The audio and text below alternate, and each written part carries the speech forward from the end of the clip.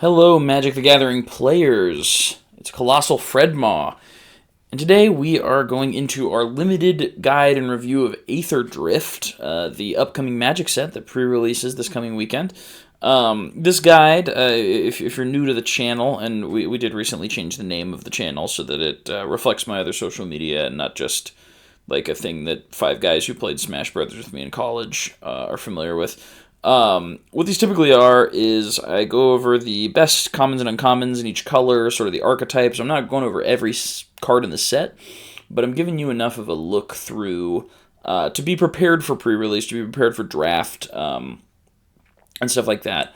My takes on what cards are going to be useful, what the set's going to play like before it comes out. So that if you have maybe an hour to prepare for your limited event, this is the best use of your time, or at least that's the goal. As always, I really appreciate when you comment. Give me your thoughts in the comments below. Any feedback you have, things you disagree with, things you agree with, cards you think I missed. But without further ado, let's get into the guide. We're going to start with the returning mechanics, explaining how they work. Then we're going to move on to the new mechanics of the set. Then we're going to move on to the best commons and uncommons by color. We're going to talk about each of the limited archetypes. We're going to talk about the best bombs, so you know what to watch out for. And then I'm going to do some miscellaneous tips and tricks. I don't think I have any of those for this particular set. So we'll get into the returning mechanics. We're going to start with vehicles. Now there's one or two vehicles in each set, but in this set they're a huge focus. So the way that those work, of course, they've been around for a while. They're just artifacts that have a power and toughness, but they're not creatures until you accrue them. And crew is an ability where you tap any number of creatures with total power equaling the number or more, and turn it into an artifact creature until end of turn. You can crew on your opponent's turn if you need to block. You can crew on your turn to attack, but you have to crew on the turn in that same turn. If you crew it on your turn, it's not a creature on your opponent's turn. You have to crew it again. So here are just some examples of common and uncommon vehicles you might see in the set. This set, I believe, has the highest percentage of vehicles of any set released thus far, even the set that debuted them, Kaladesh, and its companion set, Aether Revolt, I don't think had as many vehicles. So it is a very core part of the set. So important to remember how those work, and it's also important to remember the distinction between vehicles and mounts and saddle, which is a more recent mechanic. It debuted in Outlaws at Thunder Junction, and it's making its return here. And it works kind of similarly. The difference is these mounts are already creatures. So you don't have to saddle them to make them creatures. But saddling them gives them some sort of benefit on your turn, right? Saddling can only be done at sorcery speed, so it's different from crewing. All these example creatures have saddle 1, but there are creatures with saddle 2, 3, same as crew, right? They can have a different threshold of power you need to reach. But when you saddle that creature at sorcery speed on your turn, it unlocks some other effect, right? In the case of this guy on the left, it's going to make a treasure when it attacks. In the case of the guy in the middle, it's going to get +2/+2 when it attacks while saddled. Things like that. Most of the mounts do their thing when they attack. That's where they get the bonus for being saddled. So both pretty big mechanics in the set, pretty widespread, but it's important to remember the difference between those two things. Saddling, the thing is already a creature, and it just gives it some bonus, and it can only be done at sorcery speed. Crewing is required to make the creature a creature, or to make the vehicle a creature, rather, and it can be done at any speed, at instant speed. So, next we're going to move into the new mechanics, and this one, this name is interesting. It does not feel very magic. The name of the mechanic is Start Your Engines. So if you have a card to start your engines out, your speed starts at 1. It increases once on each of your turns when an opponent loses life. Max speed is 4. And then there will be other effects at max speed. Now the important thing to remember with this is it is a mechanic that's tracked on a marker external to the game, similar to like Venture into the Dungeon, the Ring Tempts You, stuff like that. But it's important to remember that those levels don't have any intrinsic effects, right? The speed you're at and your max speed only matter insofar as cards tell you that they do. They don't have any effect on their own. Important stuff to remember. Your speed only goes up once and only on your turn when an opponent loses life. It starts at 1, but if you start your engines and then you can make your opponent lose life in that same turn, it will go up to 2. And it's there are things that care about both being at max speed, which is 4, or just what your speed is And it's important to note that your speed does not go up if you have not had a thing enter with Start Your Engines, right? It's similar to the City's Blessing in that way, where like once you have had something with Start Your Engines out, it tracks. But this you can deal a bunch of damage to your opponent in the beginning of the game, and then play a Start Your Engines thing. Your speed will still be at 1. And then we've got Exhaust, which is a sort of, it's an activated ability that some of the permanents in the set have, mostly creatures. There will be a cost, and the exhaust abilities can be activated only once.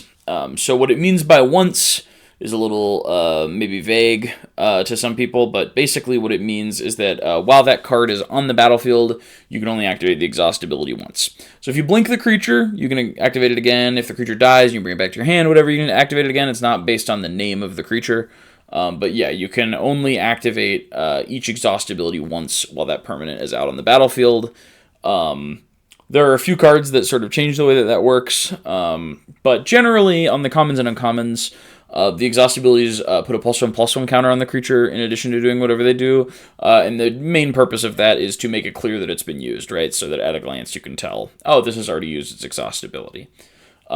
A lot of these are going to feel kind of like adventures where you're getting like some of the value right when you play it and some of the value later. The difference being that if they want you to not be able to activate the exhaust, they can maybe answer the creature. Yeah, sometimes it's going to be a creature that you paid for in 2 installments. Some of these cards are going to feel okay to cast without having access to the exhaust ability. Some of them are going to feel terrible. It just kind of varies from card to card. But there are 2 of the archetypes in the limited format are sort of designed around exhaust, and we'll get into that later. But yeah, there are abilities that can be activated only once. So now we're going to move into the best commons and uncommons in each color in the set. And I will say, this set is a difficult one to evaluate, right? It sort of bucks how normal sets work in terms of the number of creatures, because so many of the quote-unquote creatures in this set are actually vehicles. So like, they're not going to be creatures 100% of the time. They're not going to be a creature on your opponent's turn unless you want them to. I mean, I guess they're not going to be a creature on your turn unless you want them to either. So there's all this sort of like the way that removal is evaluated differently because of that. And I think they've designed around it in a pretty elegant way. Vehicles being quasi-immune to sorcery speed removal has always been like a weird quirk of theirs, but I think they've made a lot of the removal in the set function in a way that gets around that. But even still, the cards in the set are just uniquely kind of hard to evaluate.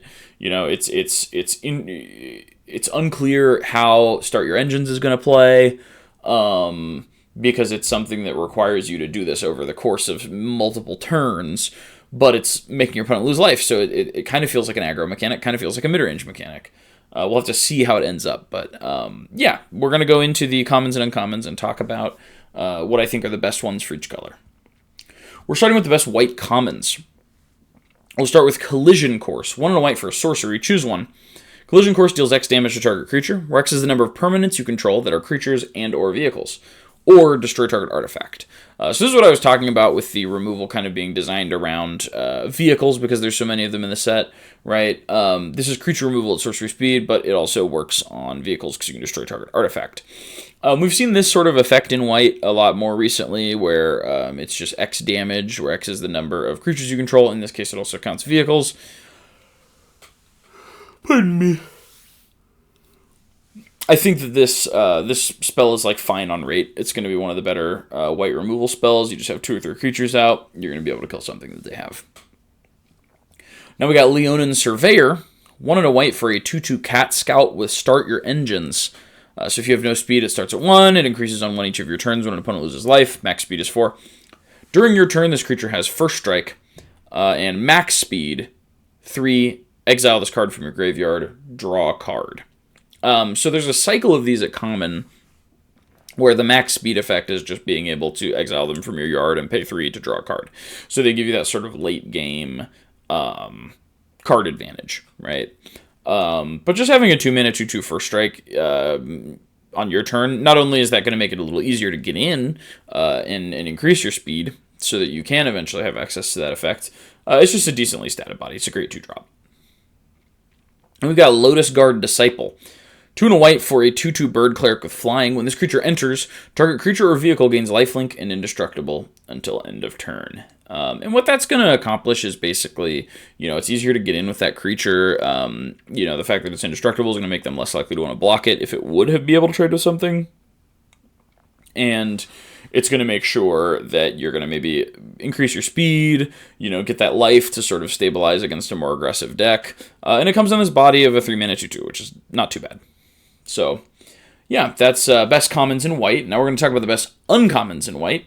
We're going to start with Gallant Strike. 1 white for an instant, destroy target creature with toughness 4 or greater. And this has cycling for 2. Cycling's been around long enough and in enough sets that I didn't feel the need to introduce it as a specific mechanic of the set.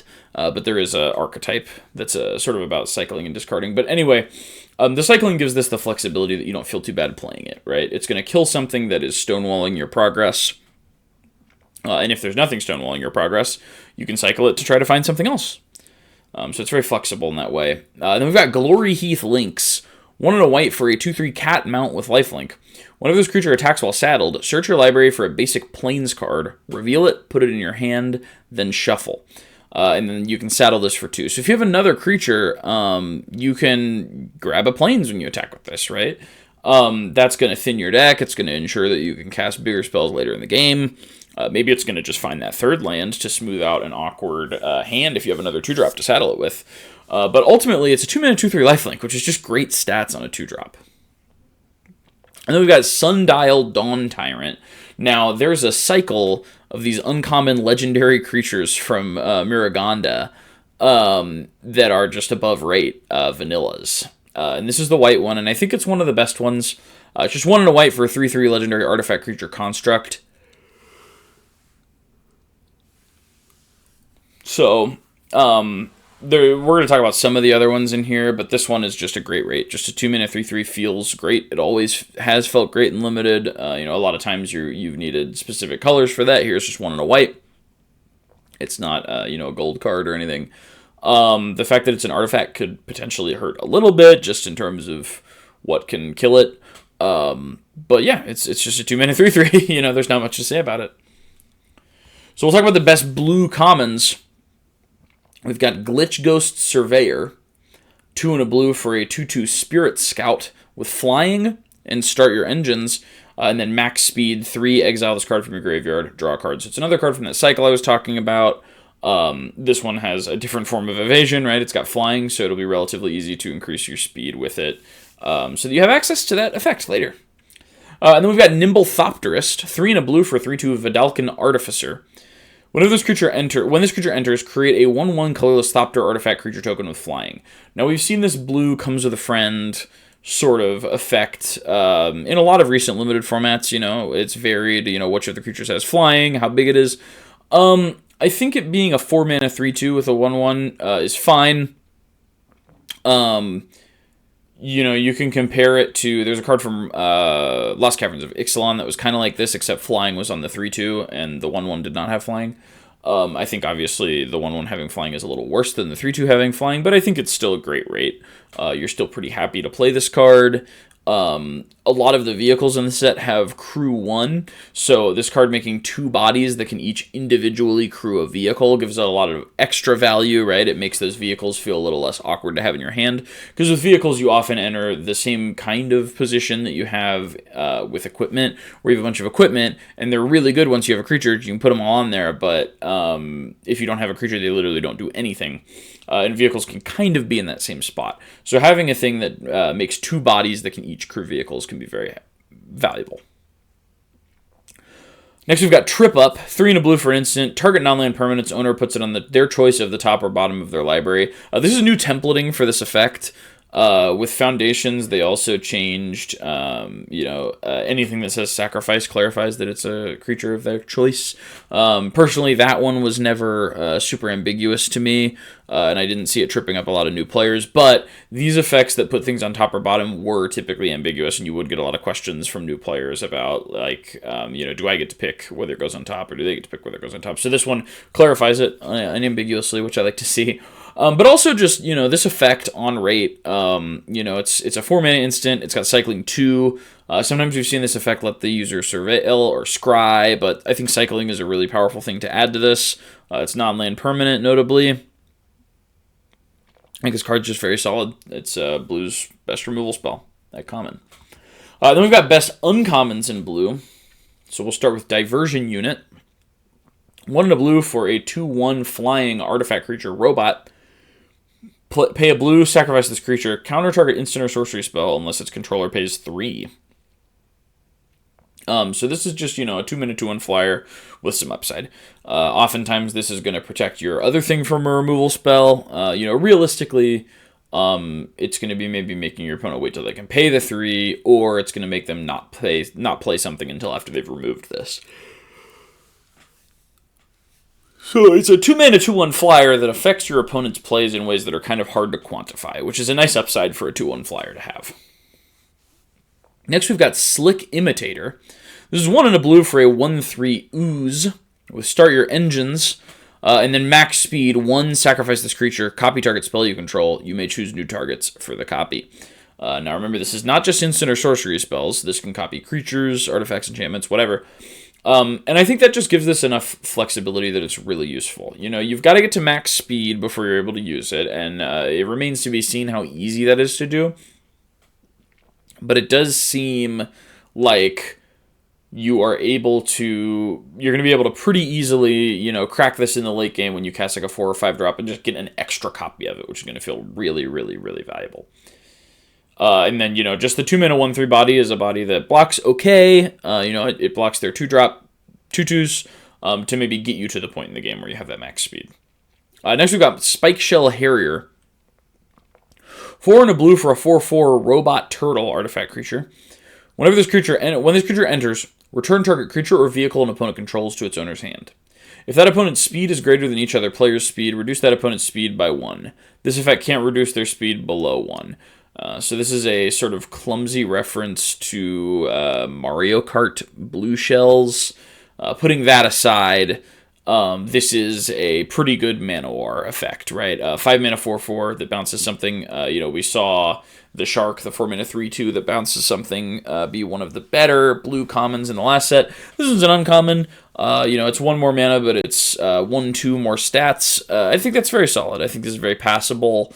And the reduced speed effect is kind of whatever. If they have a method by which they can raise their speed, then it, that's probably why they were ahead. And this doesn't necessarily answer that, so it's probably not going to be super relevant. But the 5-mana 4/4 bounce something just great on rate. Next, we're going to talk about the best black commons. We're going to start with Engine Rat. This is a single black for a 1/1 zombie rat with Death Touch. 1/1 Death Touch is known to make your opponent's attacks much worse, right?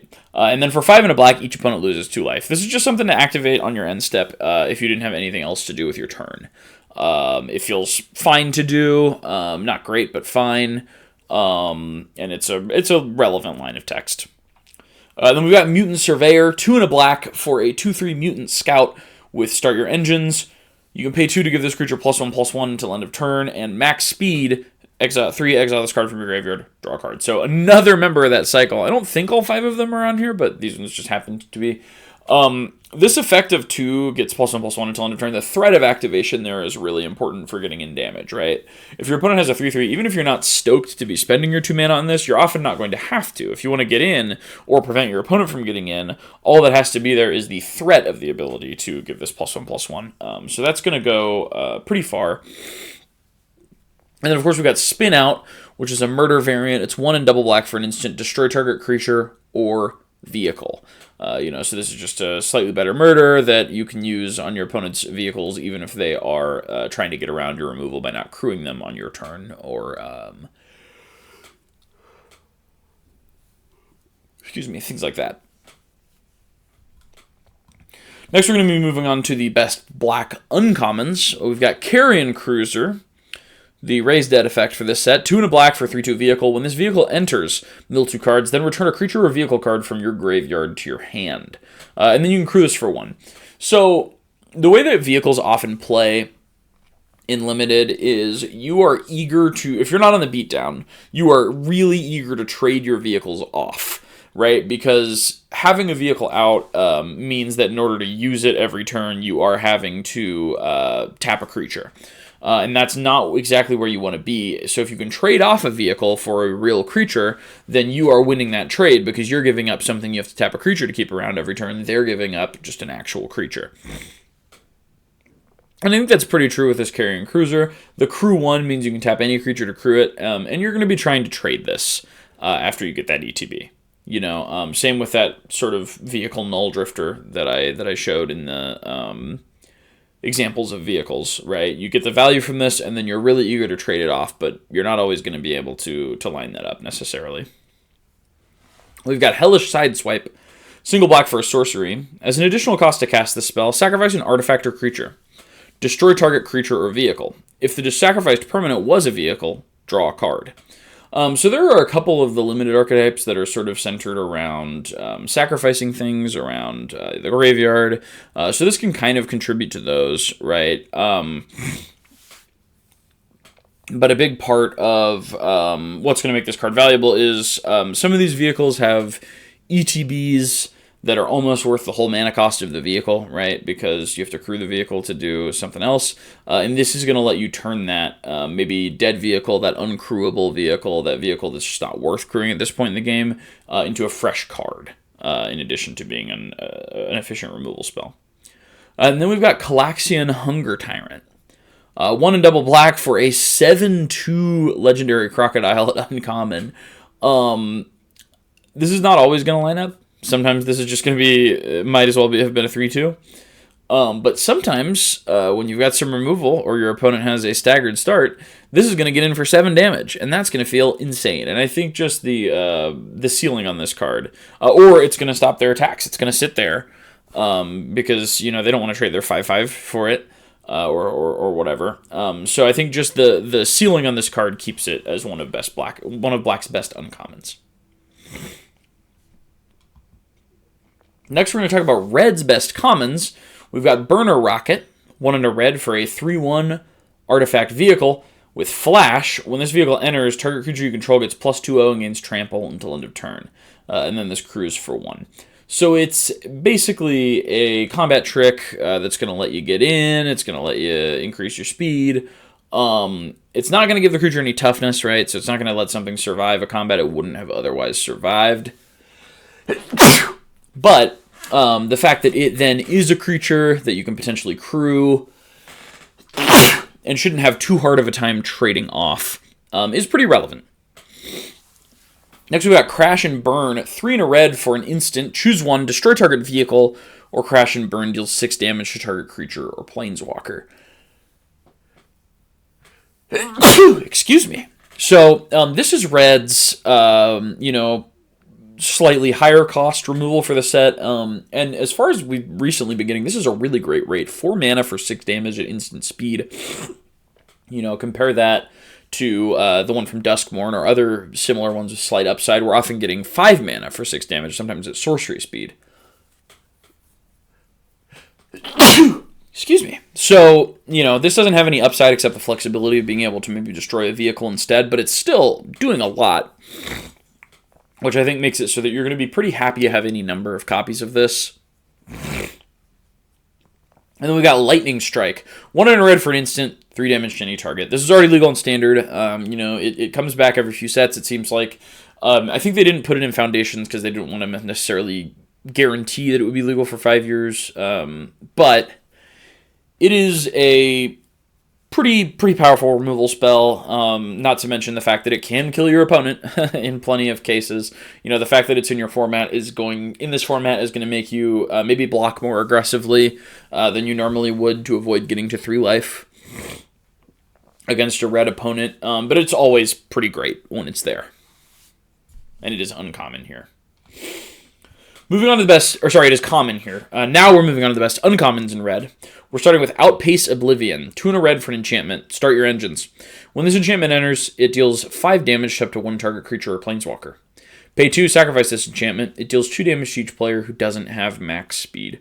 So that's a lot of text for 3 mana, 5 damage to a creature, Planeswalker. Very efficient rate. Unfortunately, sorcery speed, which makes it a little bit awkward for killing vehicles. And then it has this marginally relevant shock text that if you're playing an aggro deck, it's great for getting across the finish line. Otherwise, not a big deal. Now we've got Grease Wrench Goblin. Single red for a 2/1 Goblin Artificer with Exhaust. 2 and a red, discard up to 2 cards, then draw that many cards. Put a +1/+1 counter on this creature. This card is literally Fable the Mirrorbreaker. There's no difference. I can't tell. It is, Savannah Lines have always been pretty okay in Limited, given that they can often trade with your opponent's 2-drop, even though they were a 1-drop. And then this has the ability to just, filter and become a 3/2. Which trades a little bit better. It's going to definitely give you the upper hand in those later turns, especially if your opponent doesn't do anything on turn 3 to pressure you. You can sculpt your hands to make the rest of the game look even better. I think this card just has a lot of flexibility. That exhaustibility is quite relevant. And then we've got Tyrox Saurid Tyrant. This is 1 and a red for a 4/1. This is another part of that vanilla legendary uncommon cycle. So 2 mana 4/1, just a great rate. I don't actually know if we've ever seen a vanilla 2 mana 4/1. I know a long time ago in, I think it was Fate Reforged, there was a 2 mana 4/1 that died if you targeted it. And that was, very powerful. It was blue, not red, but that was a very powerful card. I think this card will see, its fair share of play in Limited. There's not a ton of 1/1s in this set. I guess there's the pilot tokens that some cards make. But not a ton of ways to punish 4/1s. It's just a good stat line. Trades well. It's decently aggressive.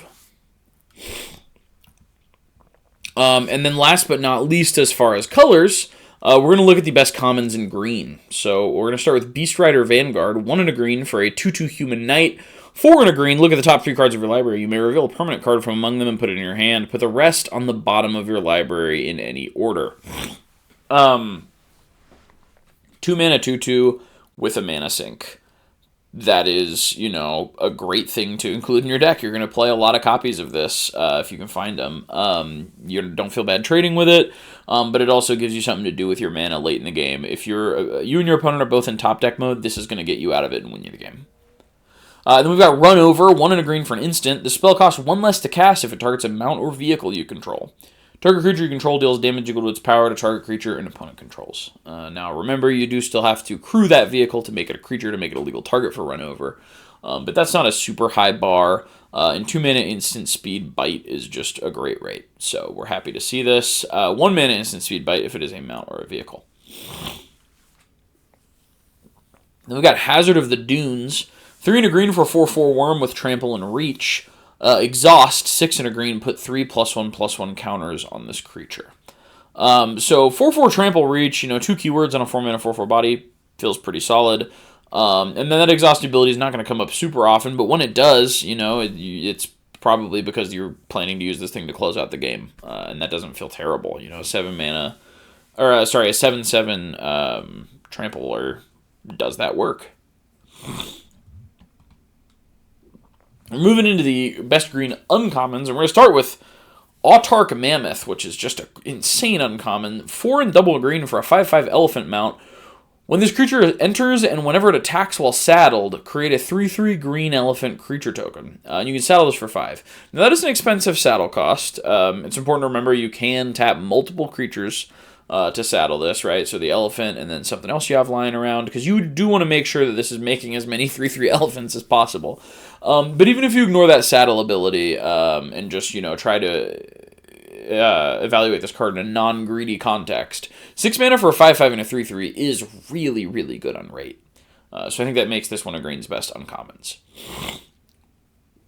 Next we've got Fang Guardian, 3 and a green for a 4/2 ape druid with flash. When this creature enters, another target creature or vehicle you control gets +2/+2 until end of turn.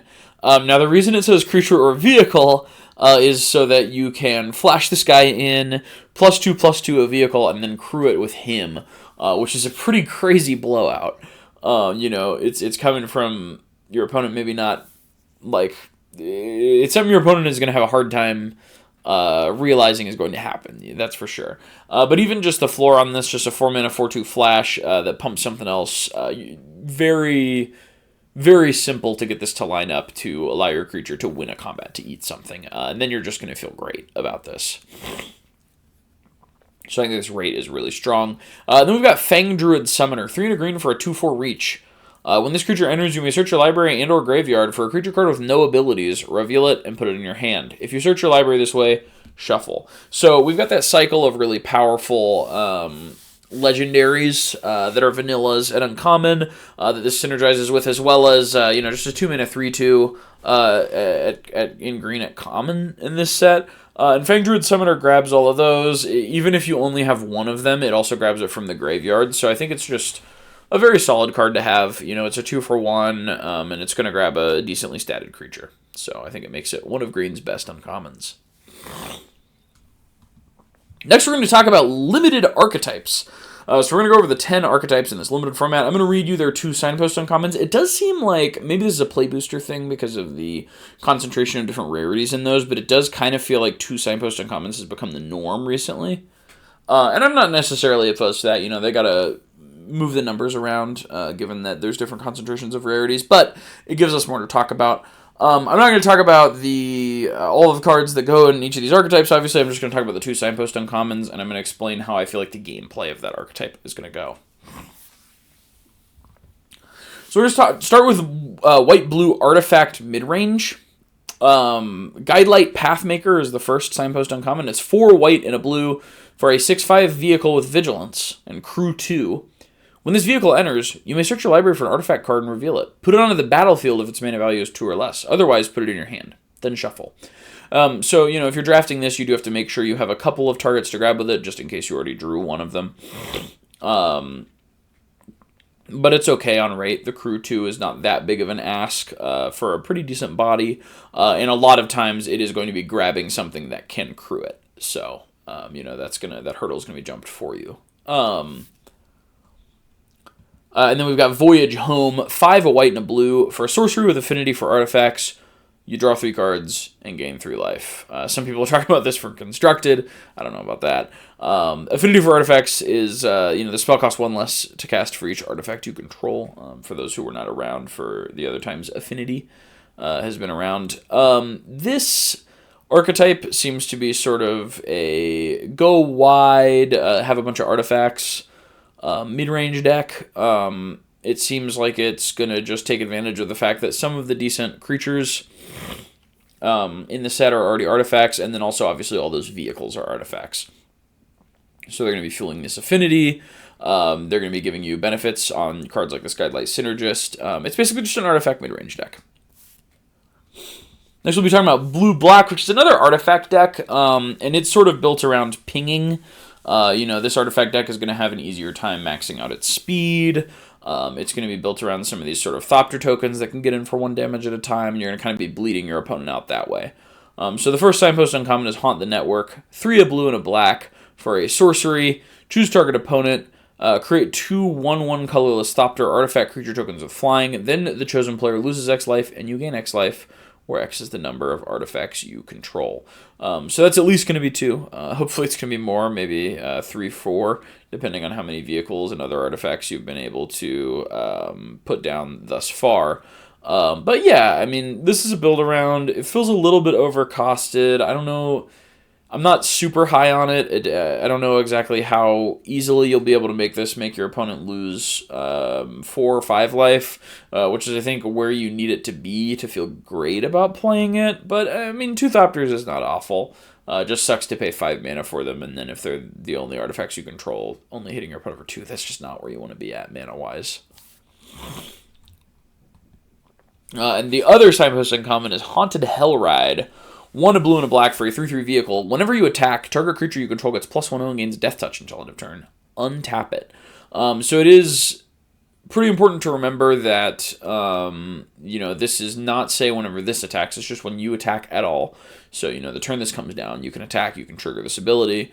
This doesn't have to be involved in combat. That's kind of a trend with several of the vehicles in this set. Having effects that are relevant, even with even without attacking with the creature itself. So in this particular case, you're giving +1/0 and Death Touch and untapping a creature, so it's basically Vigilance. You can also attack with this and untap the thing that crewed it, other than you're not getting to take advantage of that +1/0 and Death Touch in that combat, but still, relevant. Next, we're going to be talking about Black-Red Engine Aggro. So this is an aggro deck that sort of makes use of and easily enables the Start Your Engines mechanic by pinging your opponent aggressively. Gestal Thrill Seeker is a black and a red for a 2/3 Lizard Berserker with Start Your Engines. When this creature enters, it deals 1 damage to target opponent and you gain 1 life. Max speed, this creature has Death Touch and Haste. So, that max speed ability is going to make it relevant on a board later where it's not necessarily, where 2/3 is not necessarily cutting it, not necessarily trading in a way that you like. It is going to immediately take your speed up to 2, because that enters the battlefield trigger is going to immediately make your opponent lose a life. And then once you've got your speed maxed out, you can trade it or you can start attacking aggressively with it. It doesn't feel too bad. The other signpost uncommon is Apocalypse Runner. 2 a black and a red for a 6/5 vehicle with crew 3. Tap, target creature you control with power 2 or less gains lifelink until end of turn and can't be blocked this turn. So this is a way to sort of make your small creatures get in guaranteed, which will, of course, increase your speed. You want to get to max speed as quickly as possible, so you have access to these payoffs like Risen Necro Regent and Endrider Spike Spitter that are on the screen right now. 2 very powerful payoffs for maxing out your speed. This is an enabler for maxing out your speed. And then, if you have 3 power lying around, you can crew this, try to swing in for 6. Next, we're going to talk about Red-Green Exhaust Midrange. Now, this is the first of the 2 sort of Exhaust decks. There's not too much synergy with Exhaust. The cards are kind of just okay on their own. But there are, in the Signpost Uncommons, some payoffs. We've got Boom Scholar, 1 a red and a green for a 3/3 Goblin Advisor. Exhaust abilities of other permanents you control cost 2 less to activate. Exhaust, 4 red-green. Creatures and vehicles you control gain trample until end of turn. Put 2 +1/+1 counters on this creature. So that's not a great ability. 6 mana just to give everything trample and make this get 2 counters. I'd probably pass on that.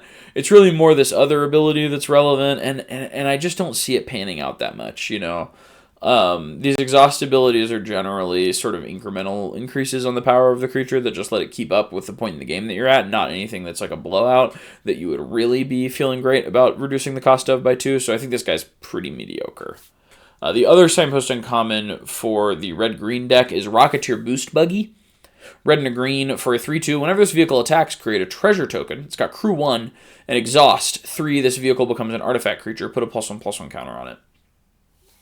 So crewing this guy is not particularly difficult.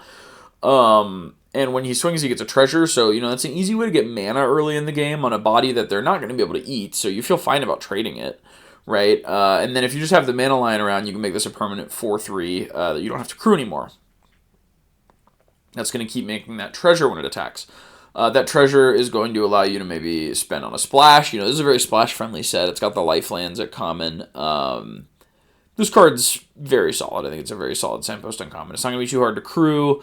And if it is too hard to crew, you just pay 3 mana, and then you never have to crew it again. It's just a creature. So I think it's very flexible. But yeah, this deck seems like it'll rely a little bit less on its gimmick of exhaust and a little bit more on just the overall card quality in red and green, making a decent mid-range deck. Next, we've got green-white vehicles and mounts mid-range. This is the last ally color pair, and then we'll do the 5 enemy color pairs. So the first Signpost Uncommon is Lagoran, Soul of Alacria, which is a green and a white for a 1/1 beast mount with flying. Whenever Lagoran attacks while saddled, put a +1/+1 counter on each of up to 2 target mounts and or vehicles. So that's going to include himself. You can saddle him with another mount, put a counter on him and that mount. That's just, going to get out of control pretty quickly. This is really, really powerful for a 2-drop. You can play a vehicle, put a counter on him and that. You do have to have something to saddle this with, which maybe is going to be the thing that you play on turn 3. That's going to feel pretty good, especially if that thing is a mount itself. But even worst case scenario, you just have a little thing to saddle this with that's not a mount. You don't have any other mounts or vehicles. This is still putting a counter on itself when it attacks, and it has flying. So that is a meaningful clock. The other signpost uncommon is Veteran Beast Rider, which is 1 a green and a white for a 3/4 human knight. At the beginning of your end step, untap each creature you control. 2 a green and a white, creatures you control get +1/+1 until end of turn.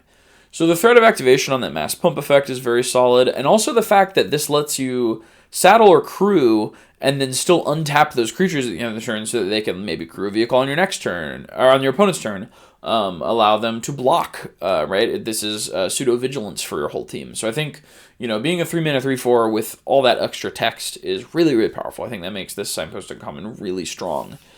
I think this archetype in general is going to be quite strong, and it is going to have really, really powerful synergies. It's going to feel a lot like the Mounts deck in Outlaws at Thunder Junction did, where these really powerful synergies feel backbreaking. It feels like you're playing with rares, even though you're playing with uncommons. Our first enemy color pair is white-black, and it's coming in with Engine Aristocrats / Graveyard. This deck's identity feels a little bit confused. There's some sort of I want to sack a bunch of tokens going on, but there's also some Graveyard Reanimator stuff going on. The first signpost uncommon is Embalmed Descendant. 1 and a white and a black for a 1/2 zombie with Start Your Engines.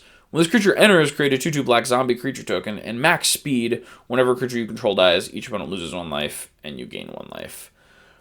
This card is just good on rate. 3 mana for 1/2 and a 2/2 is very solid rate, even if you never hit that max speed ability. And if you do hit that max speed ability, it just makes trading in combat feel a little worse for your opponent because you're getting that life swing in. The other signpost uncommon for black-white is Dune Drifter. X a white and a black for a 3/3 vehicle with crew 2. When this vehicle enters, return target artifact or creature card with mana value X or less from your graveyard to the battlefield. So you can bring in a creature that can immediately crew this. You can just, it doesn't feel great that you have to actually pay for the creature and then pay the white-black on top of that, right? You're never getting a creature whose stats are appropriate for the point in the game that you're casting this because you're paying 2 extra mana. But if you have a really powerful bomb in your graveyard and you have enough mana to bring it back, it's going to feel great. I don't think this signpost uncommon is particularly strong. I think it's definitely one of the weakest ones in the set, but it has its place. The identity of this archetype, like I said, is a little bit dubious, where you've got the graveyard synergies, but also the aristocrat stuff. I don't know if this color pair has the individual card quality to be able to sort of rise above the intended synergies in the way that it feels like red-green can. But it's possible. We're going to move into blue-red, which is cycling, as well as discarding, right? We're going to start with this first signpost uncommon, which may see constructed play. It feels very powerful, at least. 1 a blue and a red for an instant. Broadside Barrage deals 5 damage to target creature or planeswalker. Draw a card, then discard a card. So, 5 damage and loot at instant speed. Really powerful. Triggers all your discard effects for the purposes of this archetype. But, who are we kidding? Just the ability to filter your cards and deal 5 damage and instant speed makes this premium. The other signpost uncommon is Boosted Sloop. I don't know about you, but I'm always boosting my Sloop. It's very important to me. My Sloop is never not boosted. I don't know what a Sloop is. This is 1 a blue and a red for a 3/3 vehicle with Menace and crew 1. Whenever you attack, draw a card, then discard a card. Now, important to remember that is not whenever this attacks. It is just whenever you attack, period. So, the turn this comes in, you swing in, you get to loot. You're going to trigger all your things that care about discarding cards. So it's going to feel crazy to curve this after Scrounging Skyray or something else that pays you off for discarding cards. But all in all, the card seems a little bit below rate if you don't have any kind of payoffs for discarding those cards. Looting still feels fine. The fact that this attacks with Menace and then loots itself when it attacks is fine. But you are going to want to be attacking with this aggressively in order to get that benefit and then hopefully trade it off so you can not have to use your creatures to crew it every turn.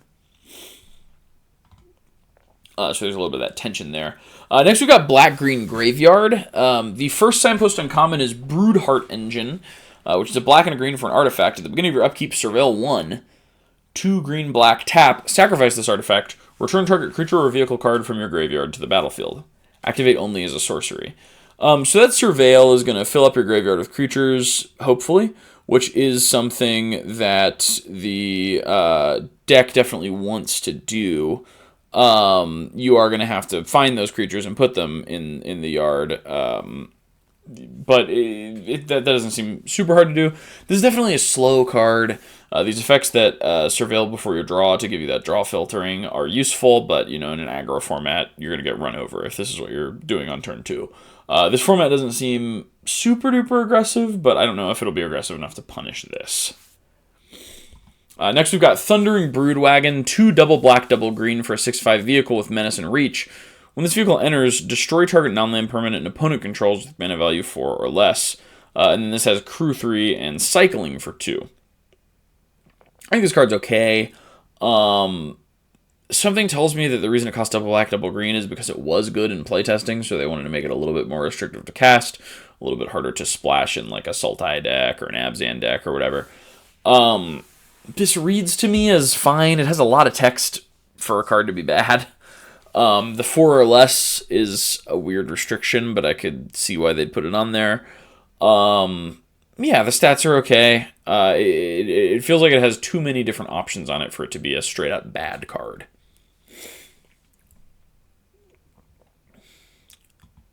Next, we've got Red-White Vehicle and Mount Midrange. So this is very, very similar to the Green-White Vehicle and Mount sort of midrange deck.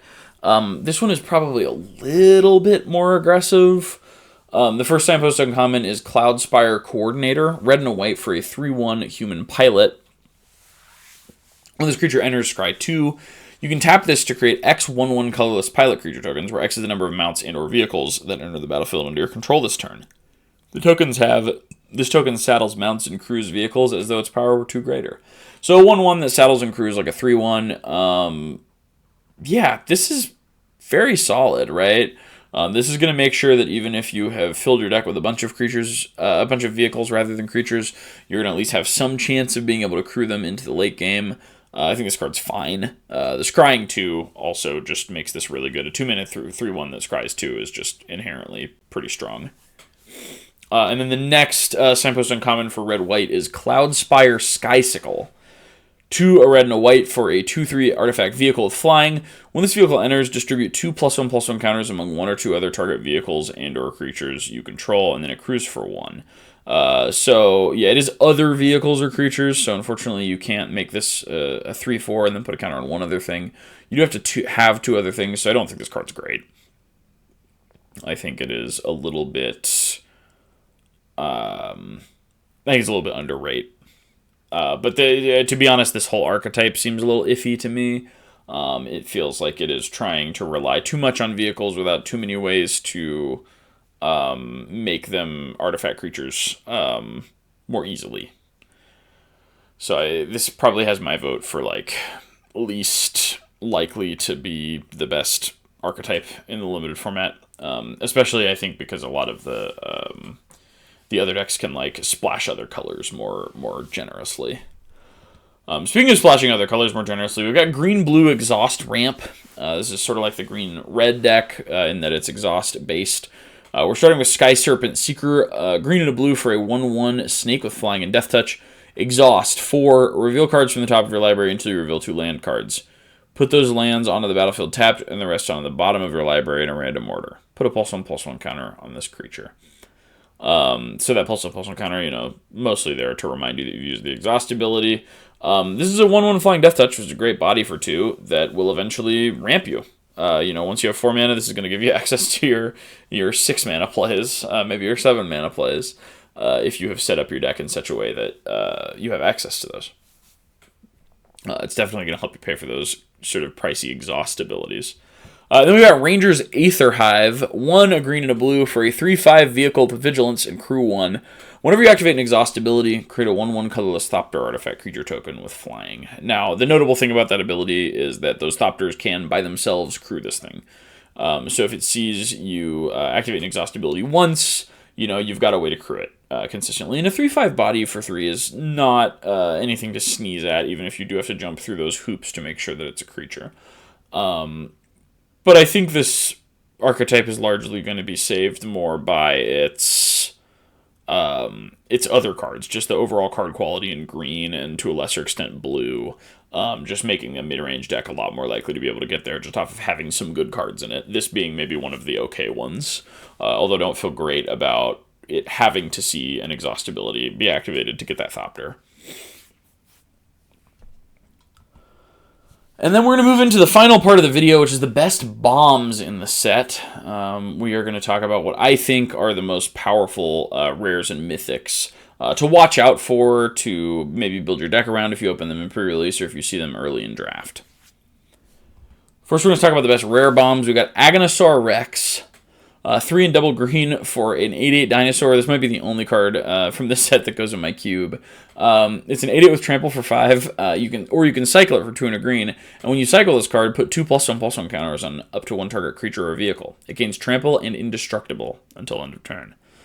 So you know it's a creature that's way undercosted. 5-mana 8/8 trample is pretty crazy.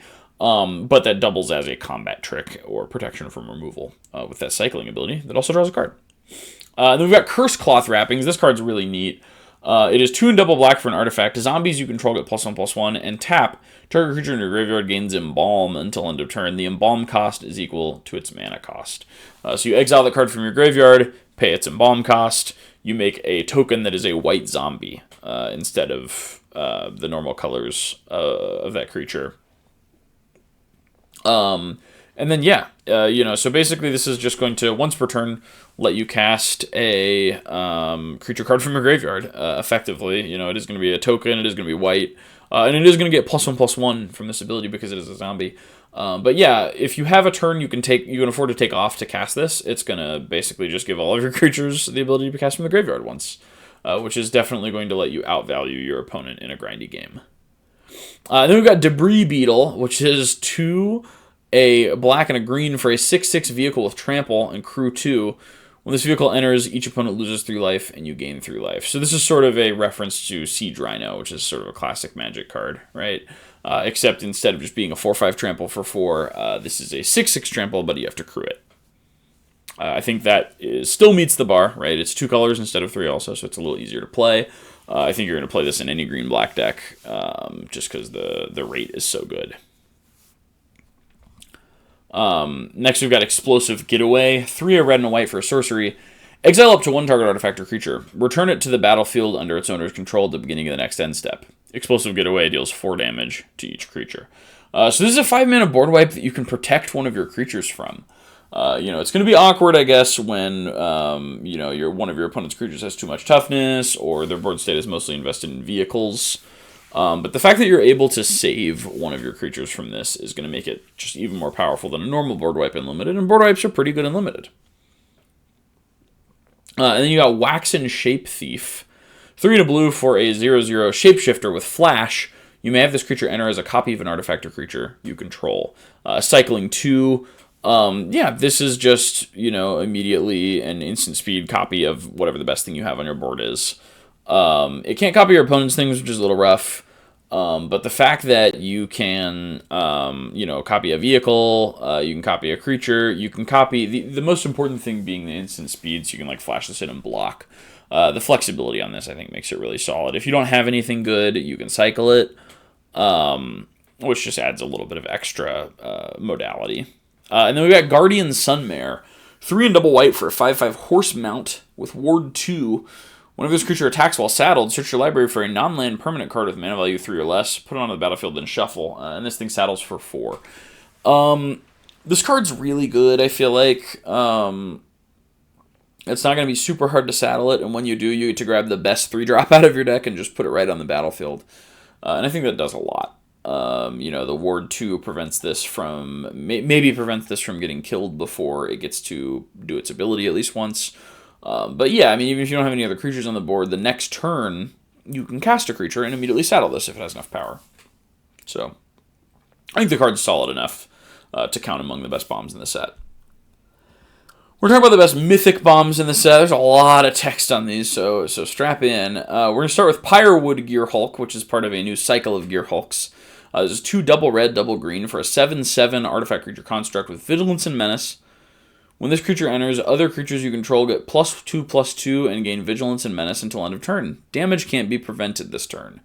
So, great way to just sort of close out a game if you have a couple creatures lying around. And then if it doesn't close out the game, you have this huge body. And then we've got Sabsunin Luxa Embodied. 3, a green and a blue for a 6/6 legendary god with reach, trample, and indestructible. Sabsunin can't attack or block unless it has an even number of counters on it. And then it reminds you 0 is even. At the beginning of your first main phase, put a +1/+1 counter on Sabsunin. Then, if it has an odd number of counters on it, draw 2 cards. So basically, the idea is this is going to alternate between drawing 2 cards and being able to participate in combat. Drawing 2 cards feels fine. It is going to draw instead of being in combat the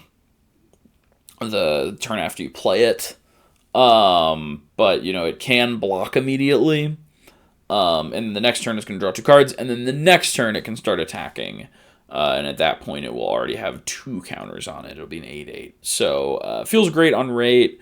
Immediately blocks, and then takes the turn off, draws you some cards. Hopefully you can survive, and then you have this big hitter again. So, I think this card is insane. It might be the best mythic in the set. We've got the Aether Spark. 4 mana, legendary artifact planeswalker equipment with 4 loyalty. As long as the Aether Spark is attached to a creature, the Aether Spark can't be attacked and has, whenever equipped creature deals combat damage during your turn, put that many loyalty counters on the Aether Spark. +1, attach the Aether Spark to up to 1 target creature you control, put a +1/+1 counter on that creature. -5, draw 2 cards. -10, add 10 mana of any one color. So this is going to kind of be, bouncing between your creatures, putting counters on them. And then ideally, that 10 mana is going to be a little awkward. You're mostly, I think, going to be, if you don't want to move this, you don't want to put a counter on something, you're just going to be drawing 2 cards. If you can do that once, this card feels pretty good. You do kind of have to consider the possibility that your opponent can remove the creature this is attached to and then attack the Aether Spark in that same turn, right? Because if they get rid of the creature, the Aether Spark is able to then be attacked. But I think the fact that this, puts a counter on your thing and then probably doesn't die, puts a counter on another thing,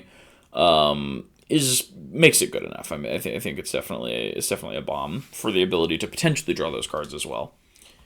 Then we've got the Speed Demon, 3 and double black for a 5/5 flying trample legendary demon. Start your engines. At the beginning of your end step, you draw X cards and lose X life, where X is your speed. Now, this card is a little bit risk-reward, right, because you can't turn it off.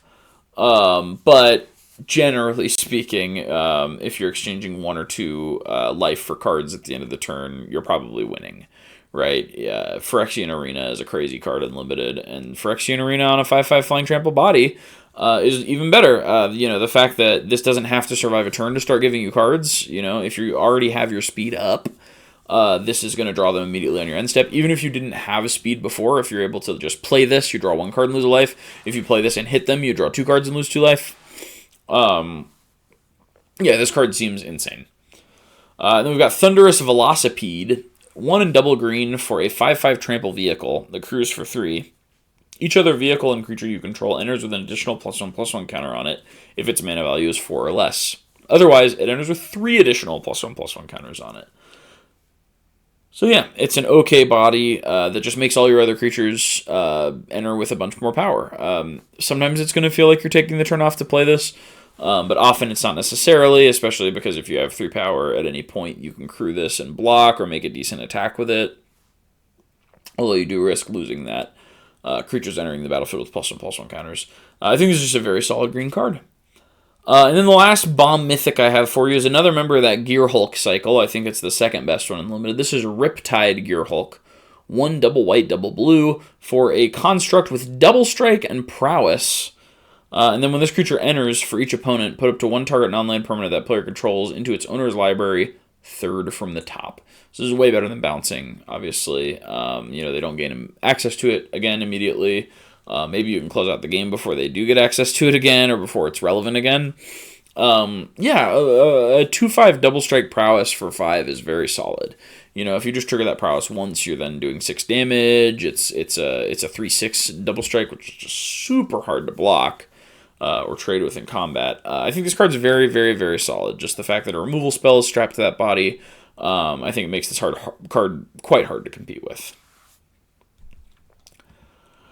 With all that said, I want to thank you for watching. Again, this is a set that's really hard to evaluate cards for. The mechanics are kind of treading new ground, as well as like there's never been a set with this many vehicles in it. So I'm really curious what other people's thoughts are. I would love for you to hit me with a comment. Feel free to give a like. I'd appreciate if you subscribe. To be 100% honest, this video is a little bit hard to find the motivation to make. I'm not very excited for Aetherdrift. I really hate the aesthetic of the set. It feels like another one of those sort of weird bottle episode sets like Murders or Outlaws, where it's just like dressing up magic characters for like a weird bit. I'm excited for Tarkir. Hopefully that won't feel that way.